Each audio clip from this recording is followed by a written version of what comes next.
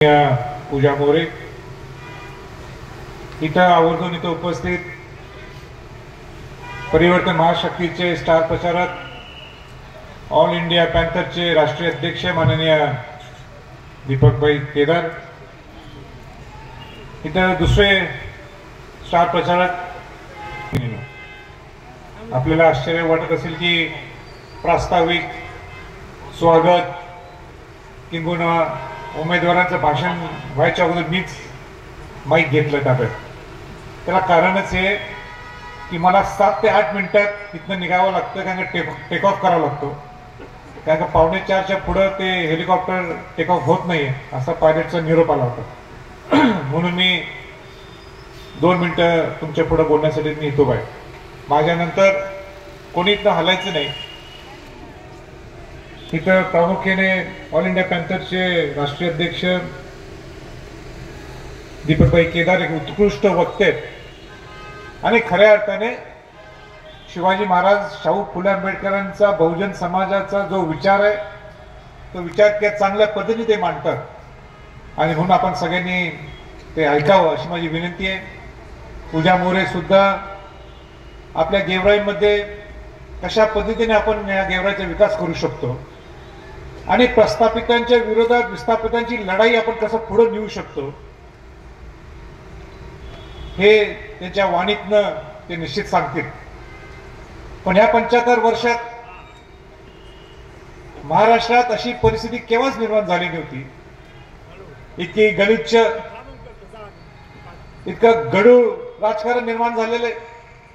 कोण कुठल्या पक्षात आहे, कोण आज या पक्षात दुसऱ्या पक्षात उडी मारते, कुठेही राजकीय नीतिमत्ता राहिलेली नाहीये आणि अशा वेळी नेमकं आपण मतदान कोणाला करायचं हा सुद्धा तितकाच गोंधळ निर्माण झालेला आहे। आणि हे सगळं स्वच्छ करण्यासाठी, एक सुसंस्कृत महाराष्ट्र घडवण्यासाठी, जो महाराष्ट्र खऱ्या अर्थाने शिवाजी महाराजांचा, शाहू फुले आंबेडकरांचा महाराष्ट्र आहे, हा विचार रुजवण्यासाठी, या विस्थापितांना ताकद देण्यासाठी, या प्रस्थापितांना गाडण्यासाठी या खऱ्या अर्थाने या स्वराज्य पक्षाची ही निर्मिती झालेली आहे। कालपासून मी इतकं गोंधळून गेलेलो आहे। मी काल मुंबईत होतो, तिथे सुद्धा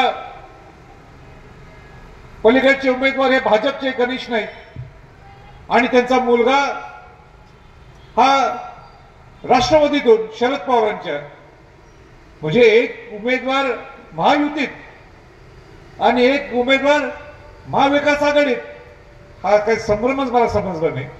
सकाळी सुद्धा मी बीडला होतो, तशीच परिस्थिती, दोन्ही क्षीरसागर एकत्र आलेत, लोकांना खोळ्यात काढायचं, आपण खेळ कोणतं बघायचं, इकडे मतदान करा तिकडे मतदान करा, घरी एकत्र जेवायचं आणि पण निवडून कोण येणार, क्षीरसागर।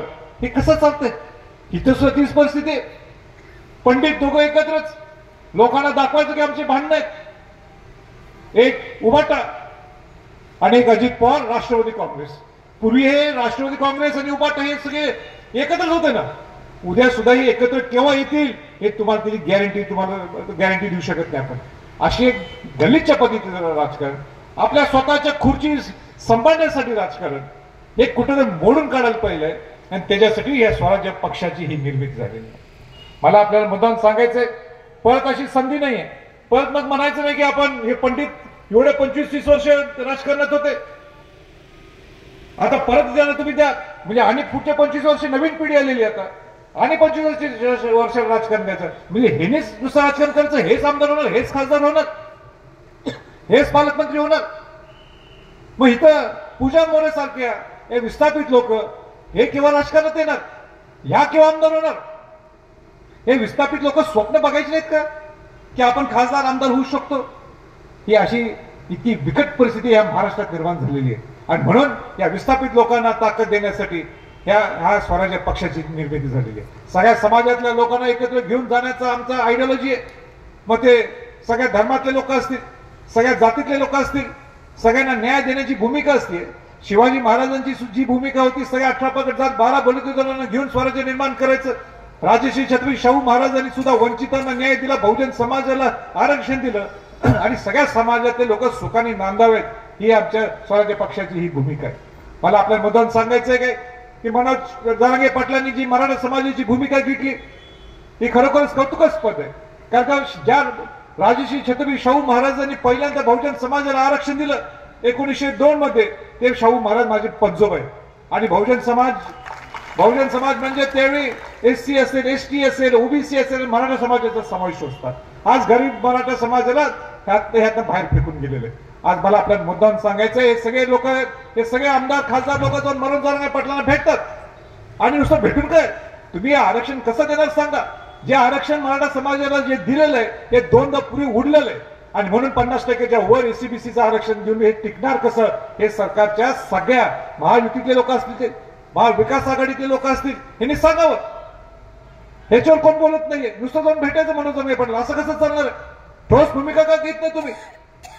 50%च्या वर आरक्षणासाठी मी मोठा आवाज तिथं उठवला होता की तुम्ही 50%च्या वर म्हणण्याच्या आवाज आरक्षण कसं देता येईल, 50%च्या आत किंवा 50%च्या वर कसं आरक्षण देता येईल. मी शेवटच्या माझ्या भाषणात संसदेमध्ये उठलो, मला आवाज उठवला, कोणी मला बोलून दिलं नाही, पण मी उठलो आणि तिथं भाषण मी केलं आणि त्यांनी डायरेक्ट सांगितलं की नरेंद्र मोदी हे 50%च्या वर हे आरक्षण देऊ शकत नाही. आणि मग मला 50%च्या आत आरक्षण द्यायला पाहिजे. आणि एकही पक्ष म्हणू शकत नाही की आम्ही 50%च्या आत आरक्षण देऊ शकतो, त्याला माहितच नाही कसं द्यायचं. पण स्वराज्य पक्ष हे निश्चितपणाने ही भूमिका घेणार की मराठा समाजाला 50%च्या आत आरक्षण आम्ही देऊ शकतो. पण एक लक्षात घ्या, 50%च्या आरक्षण आत देत असताना सुद्धा मी शिवाजी महाराजांचा वंशज आहे. ज्या शिवाजी महाराजांनी 18 पगड जात 12 बळते देणारा स्वराज्य निर्माण करून दिलं. एक नुसतं मराठ्यांसाठी नाही, राजश्री छत्रपती शाहू महाराजांचा मी वंशज आहे. या बहुजन समाजातल्या सगळ्या लोकांना आरक्षण दिलं आणि म्हणून मला सगळ्या इतर समाजातल्या लोकांना सुद्धा आरक्षण दिलं जातं. मला आपल्याला इथं इतकंच सांगायचं आहे की आपल्याला कुठं अन्याय होऊन देणार नाहीये, आपल्या आरक्षणावर कुठं अन्याय होऊन देणार नाही. आपल्याला खऱ्या अर्थाने तुमचं आरक्षण संपवून आपल्याला हे आरक्षण कसं देता येईल मराठा समाजाला, ही माझी आणि ह्या स्वराज्य पक्षाची भूमिका. निश्चितपणे आपण देऊ शकतो. त्यात वेगळे पद्धती आहेत. हे पद्धती एकदा आपण सत्तेत आल्यानंतर निश्चितपणे ते स्वराज्याच्या पक्षाच्या माध्यमातून आपल्याला दिसून येतील. पण सगळ्या समाजातल्या लोकांना, सगळ्या जातीच्या लोकांना यांना एकत्र घेऊन जाण्याची ही स्वराज्य पक्षाची ही भूमिका आहे. म्हणून मी आता जास्त वेळ काही घेत नाही. तिथं पूजाताई सगळ्या इथं आपल्या विकासावर बोलणार आहेत. मी आता परत तेच विषय परत मांडत नाही किंवा इथं तुमच्या नदी कुठली नदी तुझ्या सिंध फणामध्ये सुद्धा पाणी कसं तुमचं इथं सोडता येईल त्या धरणातून. इथं 130 गावांचा प्रश्न आहे. इथं तुमच्याकडं इथं कुठेही मोठे उद्योग नाहीत, इथं लोकांना रोजगार मिळत नाही आणि आपण ह्या लोकांना नुसतं निवडून देतो का. हे श्रीमंत आहेत, प्रचंड पैसा यांच्याकडं जे पाहिजे त्यांच्याकडे सत्ता आहे, गुन्ह्यांना निवडून द्यायचं. आम्ही केव्हा निवडून येणार, आमचे कोण विस्तारित लोक येणार आहेत. आणि म्हणून यावेळीची इलेक्शन ही फार निर्णायक आहे. आणि म्हणून जास्त वेळ न घेता मी पूजा त्यांना सांगू इच्छितो की तुम्ही सगळं तुमचं भाषण पुन्हा विकासावर बोला.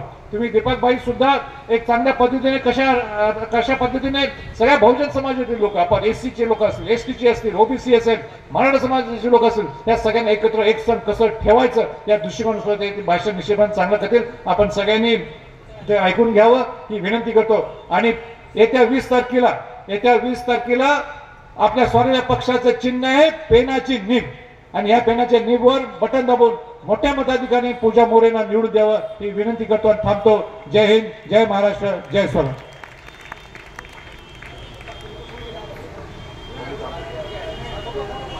आणि कोणी स्टेज सोडू नये माझी विनंती.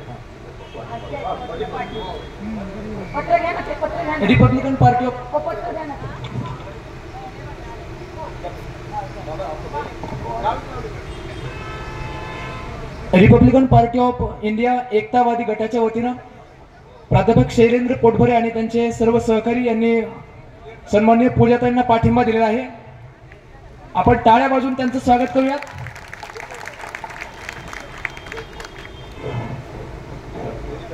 धन्यवाद.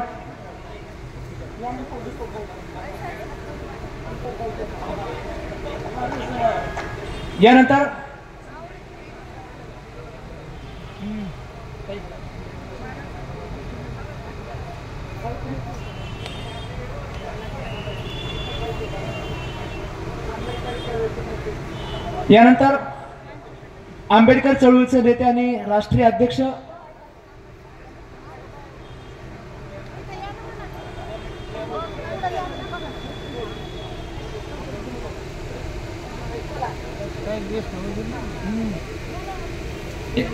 यानंतर रिपब्लिकन पार्टी ऑफ इंडिया एकतावादी गटाचे जिल्हाध्यक्ष